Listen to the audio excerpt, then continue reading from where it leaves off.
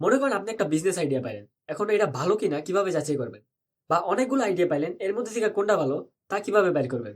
এইটার জন্য আপনার আইডিয়ার টোটাল 7টা কম্পোনেন্ট চেক করতে হবে। Hi guys, it's me Rafi and this is day 3 of sharing what I have learn today.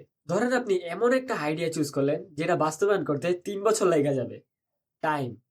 যেই আইডিয়াটা চুজ করলাম ওটা কত সময় লাগবে বাস্তবায়ন করতে? আপনি চেষ্টা করবেন যে যত দ্রুত সময়ে করা যায় ওই রকম একটা আইডিয়া সিলেক্ট করার, যেটা 1 বছর শুধু আইডিয়ার সফটওয়্যার বানাইতে লাগবে, প্রোডাক্ট ডেভেলপমেন্টের লেগা জার্মানির থেকে মেশিন। এত টাইম কনজিউমিং আইডিয়াতে আমরা যাব না। Second is money. আমরা এমন কোনো আইডিয়াতে যাব না যেটাতে হিউজ অ্যামাউন্ট অফ মানি লাগবে। আপনি টাকা ঢালবেন এক্সিকিউশনে, আইডিয়ার উপর এত টাকা ঢালার তেমন একটা মানে নেই। Number 3 is resources. আপনার কি এনাফ রিসোর্সেস আছে? হয় আপনাকে রিসোর্সফুল হতে হবে, অথবা আপনার ওই রিসোর্স হায়ার অথবা বাই করার মতো ক্যাপাবিলিটি থাকতে হবে। ওকে, এখন আমি যে আইডিয়াটা নিয়ে মার্কেটে যাইতাছি, এটার ডিফিকাল্টি লেভেল কিরকম?